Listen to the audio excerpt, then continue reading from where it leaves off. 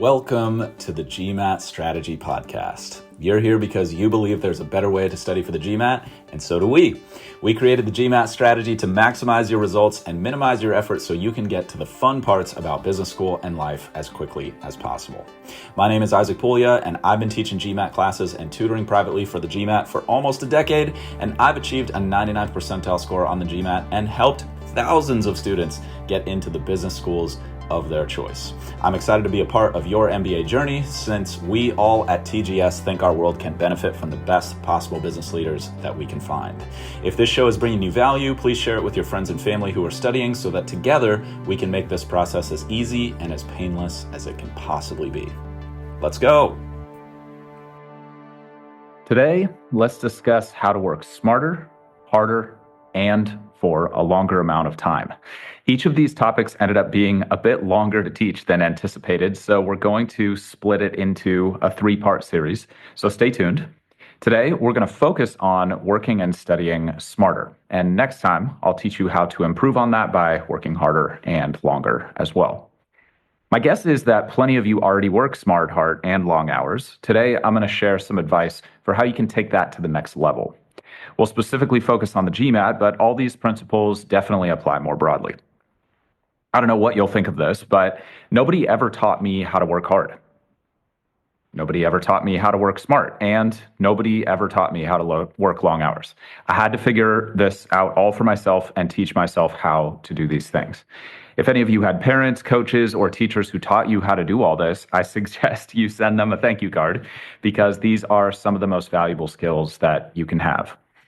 I'll admit, I am probably not the best at this. There are probably single parents out there who work harder than I do, but I haven't personally found a satisfactory explanation, so I'm going to give one to the best of my abilities. You might be better than I am at a lot of this stuff, and if so, that's awesome. Please let me know what I can do better. I'm a work in progress, and I want to improve too. Having said that, I think some material on this topic is better than no material, and so I'm going to do my best. Additionally, I have been fortunate to have had some strong mentors over the years, and every single one of them, without fail, works smart, works hard, and works long.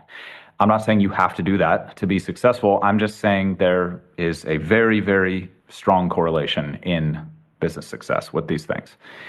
Some of what I'm about to talk you through might seem very obvious. If that's the case for you, then I recommend you just think about this more as a reminder and maybe a recommitment to doing some of the things that you already know that you should be doing, or simply validation that you and I agree on what working smart, hard, and long is.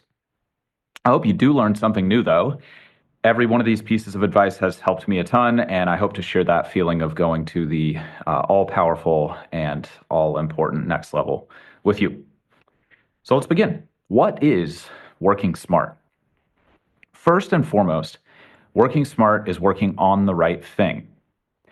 I'm going to encourage you to read a speech by someone named Richard Hamming. He is an early pioneer in the field of computer science, and the title of the speech is You and Your Research. But in the interest of time, so you don't have to read it unless you want to, I'm going to summarize a couple key points. The basic breakdown is you want to work on something that has reasonable odds of success and that will matter if it works. Let's break that down into 2 parts. Part 1, you work on something that has reasonable odds of success. All that means is you have what's called an attack vector right now. What is an attack vector? It's a starting point where you can reasonably expect to see progress. Let's say I want to work on time travel.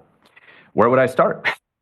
I could do a lot of research on current problems, but as you might suspect, eventually, I'm going to realize that even the first step would probably be too hard for me to figure out in a reasonable amount of time. But if it's such an absurd example, sorry everybody, but I think it paints the picture quite well. But if I want to go to a top MBA program, I just have to have reasonable work experience, goals that align with what the program offers, a decent academic history, a decent work history, and ideally the best GMAT score that I can get within my time constraints. That, of course, brings us to the GMAT, which is often the most controllable part of that process. Can I figure out where to start working and improving my GMAT results? Yes, I just take a practice exam. I've recommended this many times. I recommended it in our previous episode, How to Start Your GMAT Studies in 2025. If I take a practice exam, I'll start to see that this is probably going to be a lot more solvable than solving time travel. That's an attack vector. It's a reasonable starting point where I could expect to see progress. Now, if you're further into your prep already and you're not just starting out, I'll discuss some steps other than a baseline practice exam in a moment. I'm just using that as an example of an attack vector right now. Okay, so that's part one. I'm working on something that has reasonable odds of traction. I don't even necessarily need to see the whole thing being successful long term. I just have a reasonable starting point. That's picking the right thing to work on. The second part of picking the right thing to work on is I want to pick something that will matter if it works. All of us will end up defining what matters for ourselves. But basically, if it matters to you or it matters to other people, then it matters.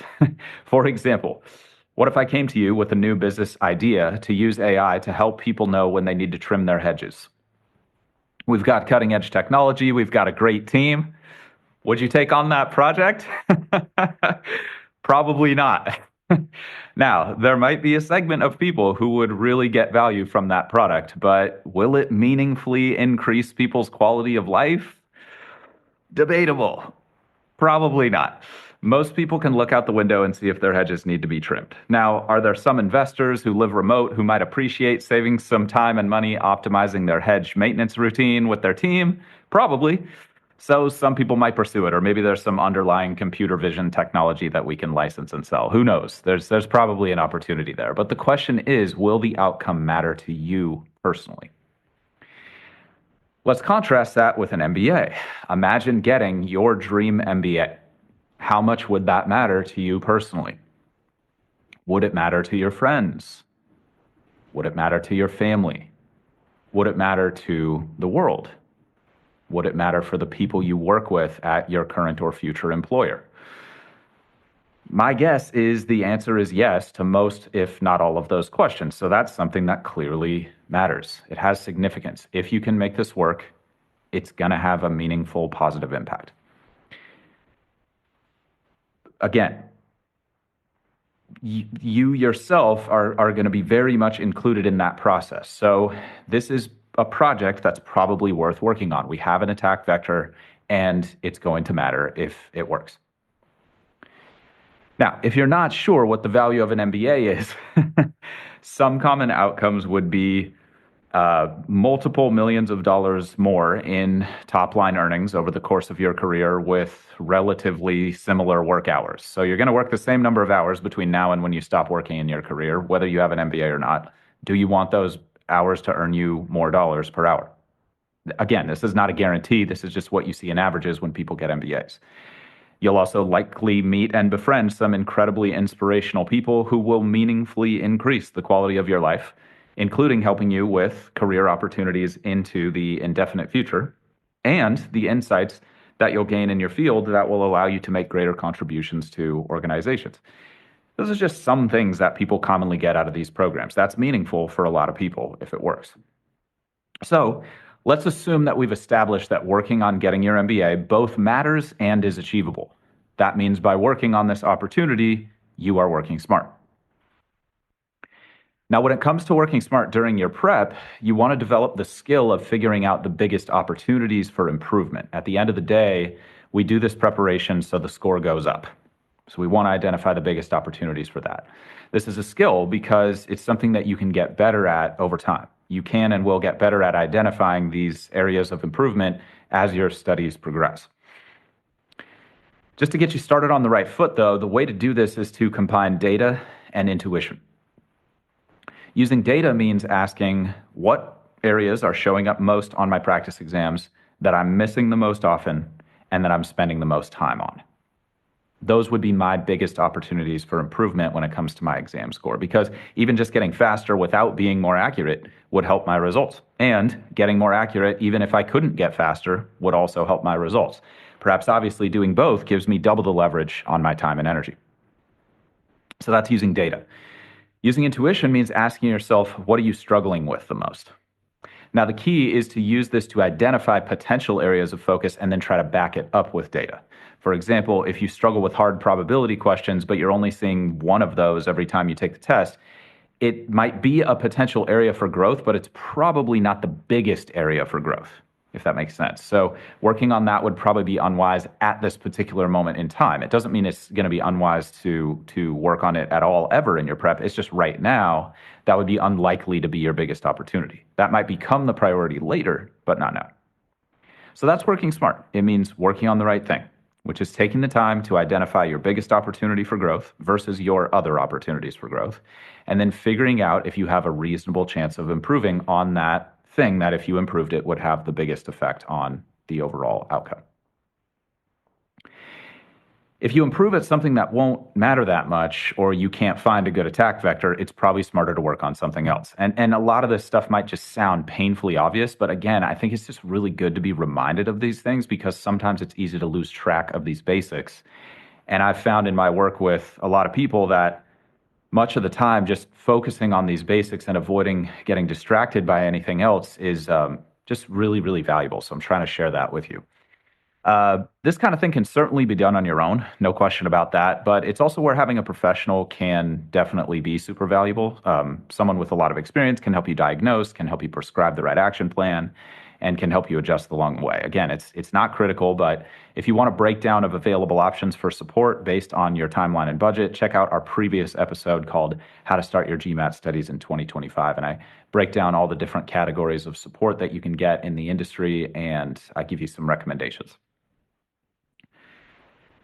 That's the first part of working smart, working on the right thing. The second part of working smart is working during times when you're likely to be the most productive. This basically adds up to working on the right thing at the right time, if you wanted to like really simplify it. But I remember when I was younger, a lot of people would tell me to work on the right thing, or they'd tell me to work hard, or they'd tell me to work at the right time, but I thought I knew what that meant, and I think as I've gotten older and learned how to work better, I think I just realized I really was very confused. So trying to clear some of that up, and maybe I'm the only one, which is super embarrassing if I am, but anyway, fingers crossed that you're finding this helpful. Let's come back to working on the right thing at the right time. Let's focus on this at the right time piece.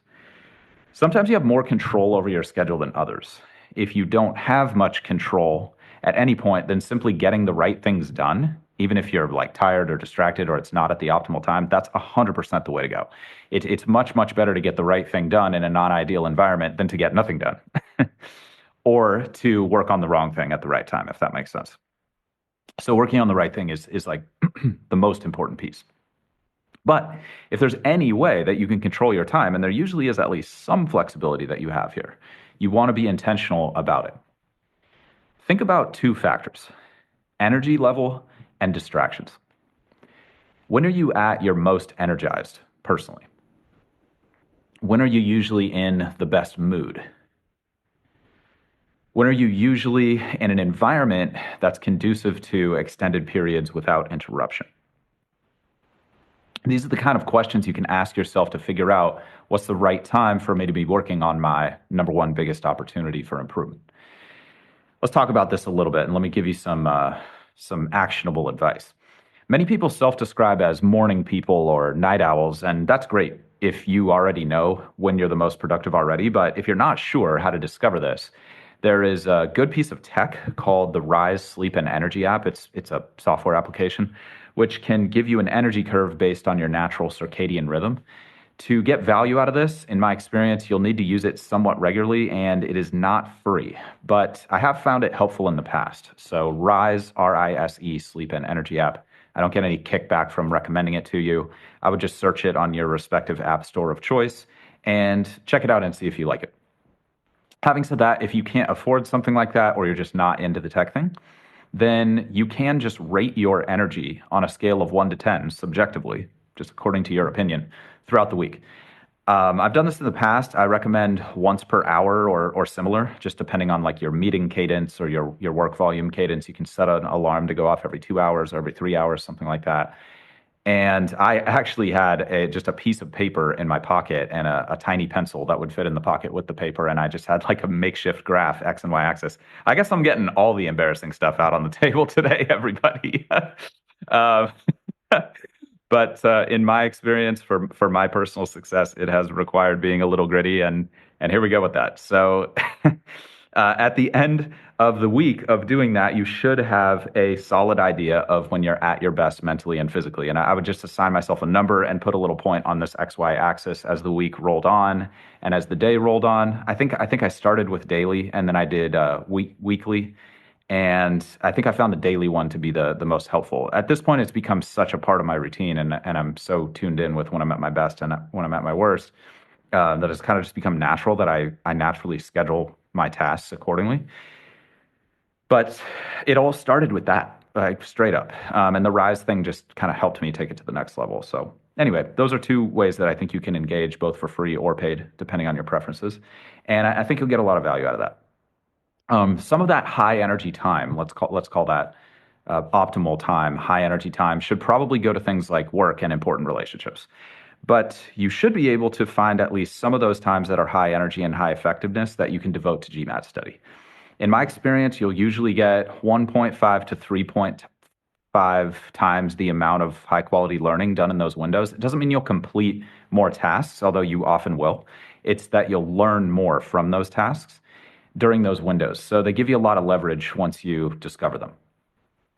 Now, there's an important point to make here, which we'll return to later also, which is that you may not be able to do all of your study at these times. And that's completely okay and definitely expected. Again, if you have time when you're tired, but you can still be productive, then by all means, a study session at 70% or even 50% effectiveness is still infinitely better than no study at all. So for now, just think about maximizing the amount of time that you spend studying when you are at those peak energy states or when you're at your best.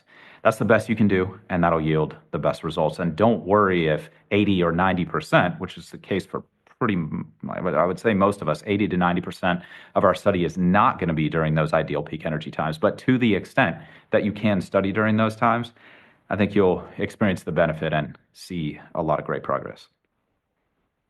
So summarizing so far, working smart is working on the right things at the right times. We've defined exactly what that means, and I've given you some actions you can take to start improving right away. That brings us to the third part of working smart. The third part of working smart is seeking out the right advice so that you can work on things in the right way. So there's working on the right thing at the right time and then in the right way. Quick example. I could decide that working on marketing in any particular business is the biggest opportunity to reach our objectives.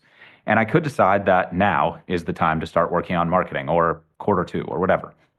But what if my strategy's off? Well, I'll be working on the right thing at the right time, but I'll be working on it in the wrong way. In the case of marketing, that could either yield no results or negative results. And obviously, we don't want that to happen. Now, if you're having great success with the way you're currently working, then that's awesome. You don't need to change anything of what you're doing. But if you're not having success or you're not sure how to work on material in the right way, then I highly recommend checking out our specific episodes on GMAT Quant, GMAT Verbal, and GMAT Data Insights. All of those should be linked in the description of this content. Just reach out to us if you can't find what I'm talking about there. Perhaps obviously, I'm doing my best in our other episodes to help you as much as I can for free. So that advice is going to be as rock solid as I can possibly make it and should apply very broadly. You might have to adapt it a little bit for your personal circumstances, but in a public format like this, where we've got lots of different types of people engaging with the material, we've made that as broadly applicable while still being super effective, hyper effective as it possibly can be. Now, if you want paid help, again, I already mentioned our previous episode. You can check out my recommendations there. And just so you know, like 98% of that, 99% of those recommendations are not working with us directly or our company. So there's all different kinds of things that you can get an opinion on and get some help if you want it.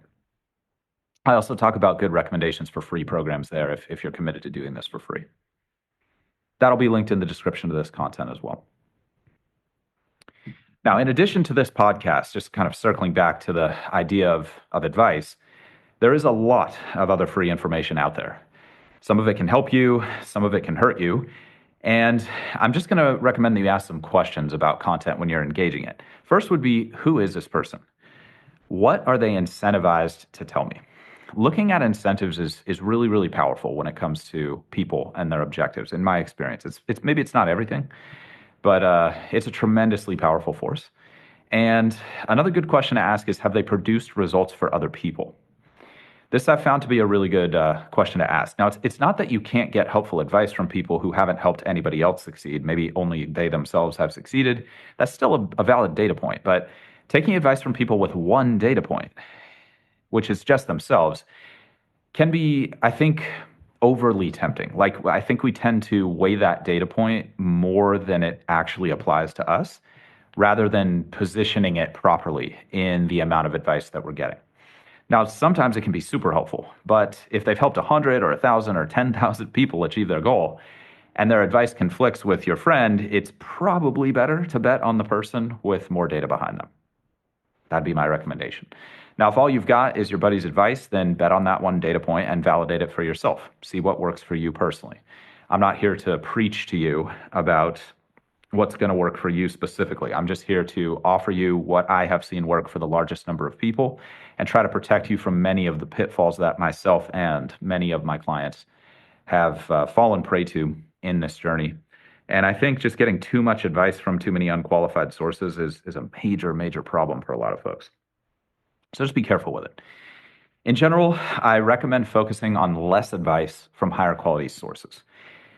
If more information was the answer to our problems, we'd probably all have six-pack abs and more money than we know what to do with and be dating our dream partners and all of that stuff. Now, I'm sure plenty of us have that already, and hopefully through this content, you're all going to get all of that and more.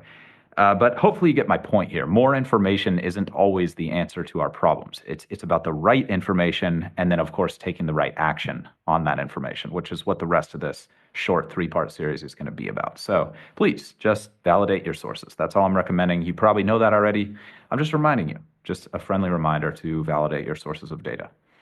As I've said in the past, please be careful with online forums. They're great for commiserating and seeing other people's wins or seeing other people's struggles. But they're not always great for everything. I'm not saying don't use them. I'm just saying be a little skeptical. Be a little skeptical of the advice on there. Not everyone posting on there knows totally what they're talking about. They don't necessarily have a lot of experience in the game. And they may know how to help you personally, and they may not. So it's not that you shouldn't ask for advice there. It's not that you shouldn't take advice there. It's just that you might want to be skeptical of that advice and just make sure that you put it to the test and validate it. And if you're on a really tight time crunch, just look for the highest quality sources that you can find. That's what I wish someone reminded me of when I was in your position, I guess not too long ago. Okay, so wrapping all this up, working smart is working on the right things at the right time and in the right way. If you're totally lost on the right way to work on things, then check out those episodes that are linked in the description here. Hopefully now you understand exactly what it looks like to work on the right thing at the right time in the right way. And hopefully you understand why that's really, really valuable to be able to do. Now, if you have any questions about this vis-a-vis your specific scenario, then you can always reach out to us. You can DM us at the GMAT Strategy on current social channels. And you can also email us at contact, CONTACT, at thegmatstrategy.com. Now, unfortunately, to win at a very high level, I've found that working smart is essential, but also not usually enough by itself. So next time, I want to dive into your ability to produce results and grow by learning how to work hard as well, which should take your smart work to an elite level. As always, my greatest hope is that this material will make your studies as easy and as painless as they can possibly be. If you want more tips and strategies for optimizing your performance on the GMAT, please head to our website, thegmatstrategy.com, which is linked in the description of this content. In the meantime, this is a regular show, so please subscribe and please stay positive and stay consistent with your studies. Talk to you all soon.